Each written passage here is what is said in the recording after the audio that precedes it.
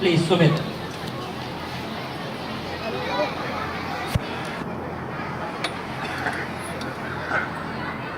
सर्वप्रथम मेरे प्रधानाचार्य जी, संस्थापक महोदय जी, डायरेक्टर सर, सबको मेरा नमन है। और मेरे जितने भी शिक्षक गण तथा अतिथि गण हैं, सबको मेरा नमन है। आज हम 15 अगस्त का त्यौहार मना रहे हैं, तो इसके ऊपर मैं आपको बताता हूँ, कुछ हटकर आपको बताऊंगा। अपनी बात की शुरुआत 2 शब्दों के साथ करना चाहूंगा कि ये बात हवाओं को बताए रखना, ये बात हवाओं को बताए रखना, रोशनी होगी बस चिरागों को जलाए रखना, लहू देकर जिसकी हिफाजत हमने की है, सदा ऐसे तिरंगे को दिल में बसाए रखना। कुछ ऐसी ही भावना हर व्यक्ति के अंदर होनी चाहिए, हर हिंदुस्तानी के अंदर होनी चाहिए, क्योंकि ये आज़ादी हमें भीख में नहीं मिली है। न जाने कितने अपने करोड़ों, न जाने कितने लाखों अपने सैनिक भाइयों को खोया है, तब जाके हमें ये आज़ादी मिली है। एक बात के जरिए बताऊंगा कि उनके मन में किस प्रकार की विचारधाराएं होती हैं, उन सैनिक भाइयों के मन में जो हमेशा सरहद पर तैनात रहते हैं। तो एक बात के जरिए कि ए मेरे देश तुझको नमन है मेरा, ए मेरे देश तुझको नमन है मेरा, और जीऊं तो जुबां पर नाम हो तेरा, मरूं तो तिरंगा कफन हो मेरा। कुछ इस प्रकार की भावना होनी चाहिए एक भारतीय के दिल में। जिस समय हमारा देश गुलामी की बेड़ियों में जकड़ा हुआ था, अंग्रेजी शासन से लोग डरते थे, घर से बाहर निकलने से डरते थे, जो कि सत्य था। उनको भयता, उनको परेशान किया जाता था। बहुत ही कठोर परिश्रम के बाद हमें आज़ादी मिली है। बहुत से ऐसे लोग हुए, लेकिन समय ने करवट ली, समय बदला, भारतीयों का समय आया। और जब भारतीयों का समय आया तो ना जाने कितने वीर पुत्रों ने जन्म लिया, ना जाने कितने वीर पुत्रों ने जन्म लिया।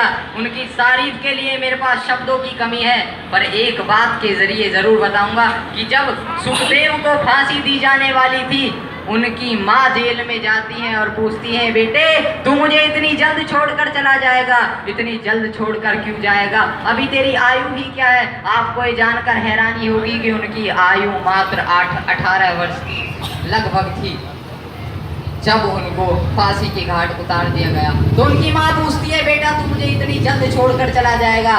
तो वो बोलते हैं, माँ आज जाने दे, आज जाने दे, कल हजारों सुखदेव पैदा होंगे, जो कि हुए। उन्हीं की बदौलत आज हमें आज़ाद भारत में सांस ले रहे हैं। उनके अंदर एक देशभक्ति का नशा होता है, एक नशा होता है उनके अंदर एक देशभक्ति का। उस नशे को शब्दों में पिरोने की कोशिश करी है कि कुछ नशा तिरंगे की आन का है, कुछ नशा तिरंगे की आन का है, कुछ नशा मातृभूमि की शान का है। हम लहराएंगे तिरंगा हर जगह, नशा ये हिंदुस्तान की शान का है।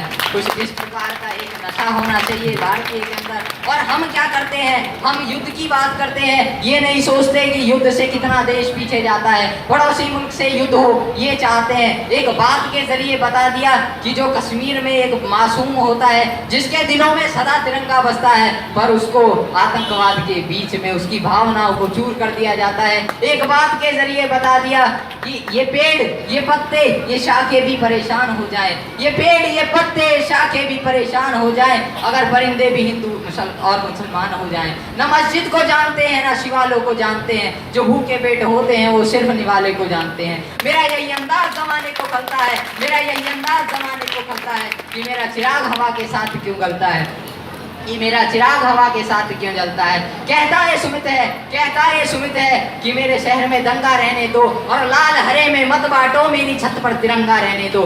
ये उस एक मासूम के मन की भावना होती है, जिसके अंदर सदा तिरंगा बसता है। पर आतंकवाद के बीच में उस बच्चे की, उस मासूम की भावनाओं को चूर कर दिया जाता है। न जाने कितने घर बेघर हो जाते हैं। आपको ये जानकर हैरानी होगी कि 5 डिग्री एक ऐसा तापमान होता है जिसमें कि एक सामान्य आदमी घर से बाहर नहीं जा सकता।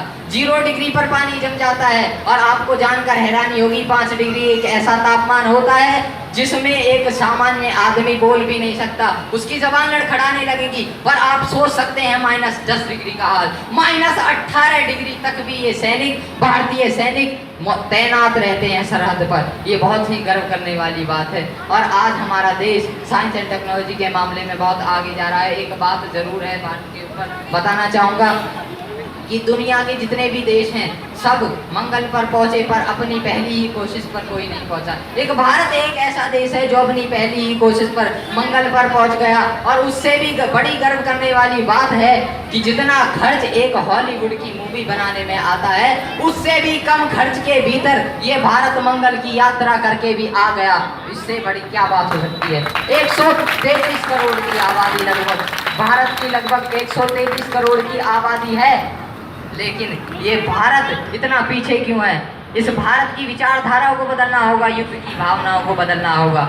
एक बात के जरिए एक बहुत सारे बच्चों ने अपनी मेहनत करके आज के लिए प्रिपरेशन की है, तो एक बात के जरिए अपने शब्दों को आराम दूंगा कि जो भरा नहीं है भावों से, जो भरा नहीं है भावों से, जिसमें बहती रसदार नहीं, वो हृदय नहीं पत्थर है, जिसमें स्वदेश का प्यार नहीं। जय हिंद, जय भारत।